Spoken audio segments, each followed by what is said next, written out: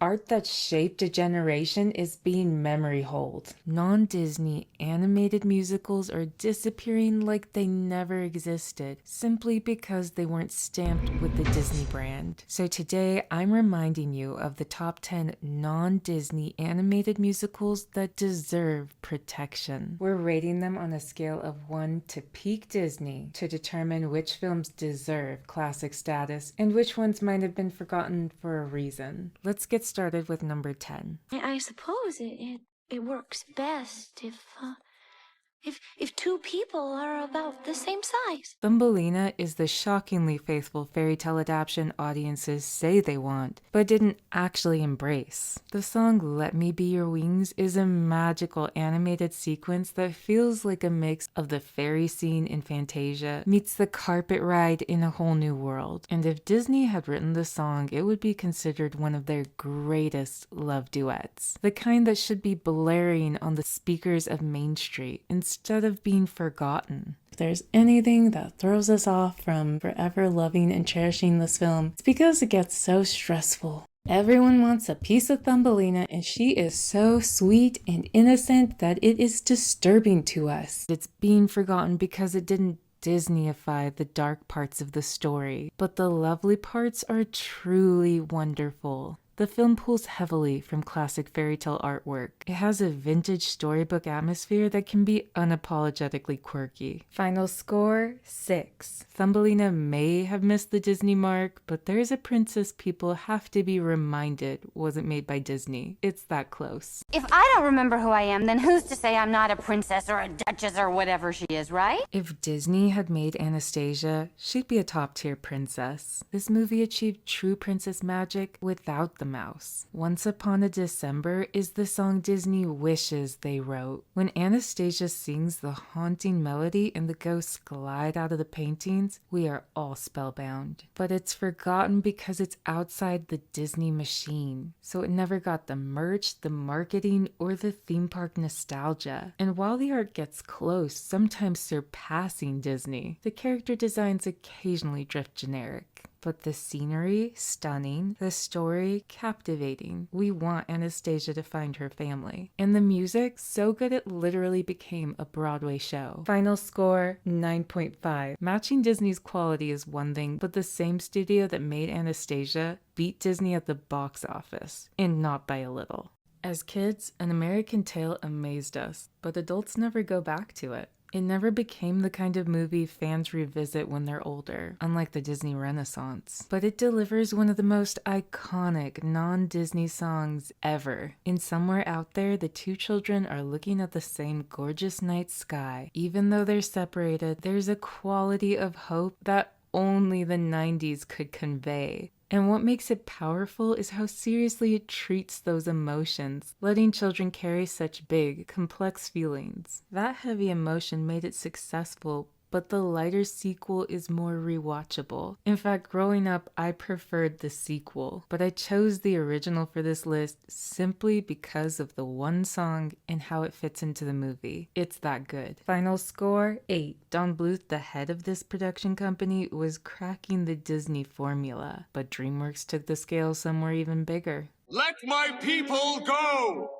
Disney would have been lucky to have made Prince of Egypt. I didn't think much of it as a kid, but revisiting it changed everything. Side note, I'm Cameo making an appearance. Don't forget to like and subscribe. And back to the list. This instantly became one of the strongest entries on the list. Animation lovers will never forsake this film, but for the newer audience, it's not part of the regular rewatch rotation. But it's special because the art is consistently breathtaking, especially the hand-painted backgrounds. And while it doesn't operate like a typical Disney musical, that's intentional. The songs are less events and more emotional extensions of the dialogue. Best part? Obviously the parting of the Red Sea. The tension of being pursued while the whales glide through the water's walls. Final score, 9. But ambition doesn't always mean polish. Sometimes the most memorable worlds are ones that feel a little unfinished at the edges. Not only lost my ring. I understand why these have already all but been lost to memory. They've been replaced by some of the greatest films ever made. I'm not including The Hobbit. This animated version of The Hobbit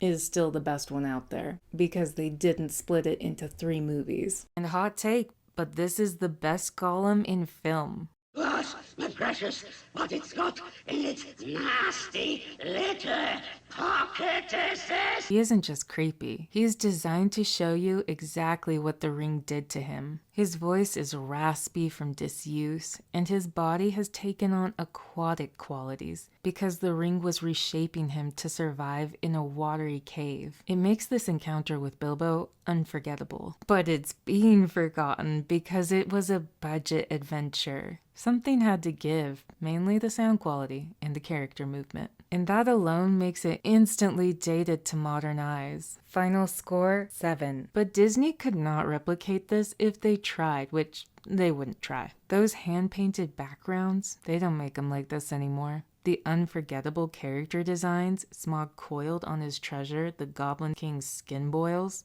This world embraces a rough, dirty, and strange beauty. If Disney made this, it would have been polished. But Tolkien's world needs more texture, and that contrast between ambition and execution gets even more interesting when a film clearly reaches for something that it wasn't quite ready for. Which brings us to Barbie. What a beautiful song. Thanks. My mom taught it to me.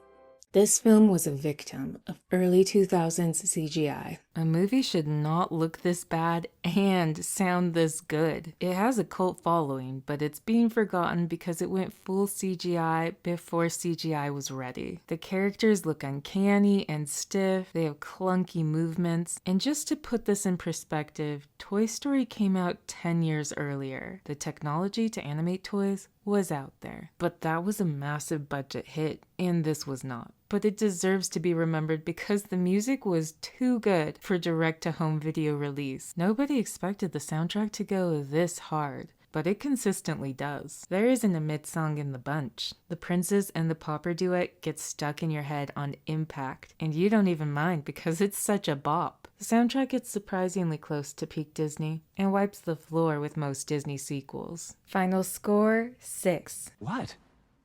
You're all I ever wanted. You're beautiful. Thank you. The opening song for Swan Princess tells their love story in minutes. Childhood rivalry, awkward teen years, and finally realizing they care about each other. And it works. This film gets us invested in their romance faster than most Disney movies do, and that's saying something. If you grew up with this film, you already know Odette feels like she belongs in the princess lineup. Maybe not the core 5, but in every big group poster, she should be there. But it was dismissed as a Disney knockoff. I can see why, but it has its own things going for it. It's a jack of all trades. The music, the animation, and the story are all good, but put together, they become magic. And if you watch it as a kid, there's a moment that doesn't leave you. Derek completely mucks everything up when Odette asks him, Is beauty all that matters to you? What else is there? This shallow line rings in your mind afterwards. Final score, 8. But a film doesn't have to become obscure to be overlooked. I'm Rudolph. I hope you don't mind my red nose. Not if you don't mind me being a dentist. Number 7 was brought to you by the same studio that gave us the animated Lord of the Rings, but it could not be more different. In fact, it could be very familiar. Standout moment in Rudolph the Red-Nosed Reindeer, the chase with the abominable snowman. When Rudolph backs onto the cracking ice, it's surprisingly intense for such a cute feature and beautifully staged for a 1960s experimental stop-motion production. Rudolph feels forgotten because it plays every year in the background of Christmas. It's so familiar that it's easy to overlook how impressive it is. And honestly, the story has never been its strongest element. It's the meticulous details that are superb. The stop-motion world is impossibly charming. The textures, the lighting, the tiny handmade details. It gives us some of the most iconic holiday characters ever created, from the Misfit Toys to Yukon Cornelius. People don't realize how many classic songs came from this special. Rudolph the Red-Nosed Reindeer already existed, but this film gave us Holly Jolly Christmas and Silver and Gold, and Clarice sings a sweet, almost princess-like ballad that deserves more recognition. Final score 8, but if a commonly played movie can get overlooked, what chance does a movie stand if it didn't have that big of an audience in the first place? These last two films are possibly the most forgotten, and final ranking may be controversial. Rock-a-Doodle's opening is surprisingly emotional. Chanticleer is full of pride. He thinks he literally wakes up the sun and brings joy to the whole farm. But one morning, the sun rises without him. Suddenly, he feels like a fraud. His whole identity collapses and he leaves the farm in shame. Now, I get why this one didn't last. It feels like a more grown-up story trapped inside a kid's film. It follows a common trend of its time, starting in the live action and then shifting into animation. And while that gimmick worked back then, today it slows the film down. But it deserves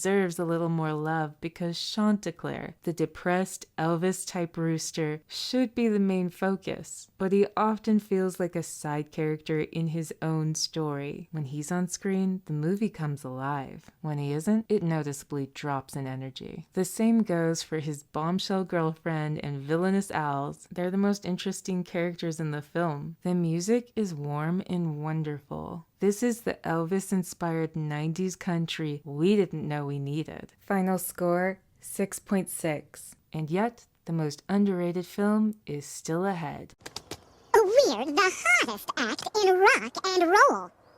But you don't have that problem, do you? All right, Mr. Popularity. How much you wanna bet we can out-rock and roll you?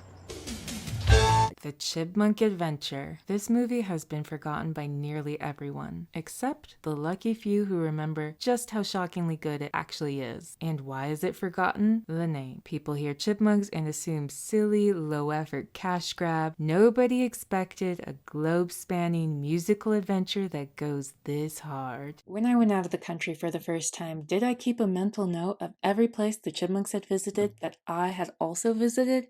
Yes, I did. Not to mention a dance showdown that is one of the most unexpectedly electric scenes in non-Disney animation. Why it deserves to be remembered, it's absurd and perfectly executed. The colors are vivid and cinematic, the chipmunks' redesigns are unbelievably charming, and the adults being slightly ugly makes the comedy land even better. And the music? Genuinely Disney level. Every song has energy, personality, and real melody. The best part is the girls versus boys rock battle. It's 100% committed to the 1989 dance steps and rocker flair. It's so good that it's impossible to choose a winner because they both rocked. Final scores? It's 10s across the board, which puts it at the top. And now for the final ranking. Each of these films has some level of cult status, but the top three, The Prince of Egypt, Anastasia, and The Chipmunk Adventure, aren't just cult classics. They are actual classics in terms of quality. They prove Disney never had a monopoly on making great animated musicals. Once again, I'm Cameo. Let me know in the comments if I missed any great musicals.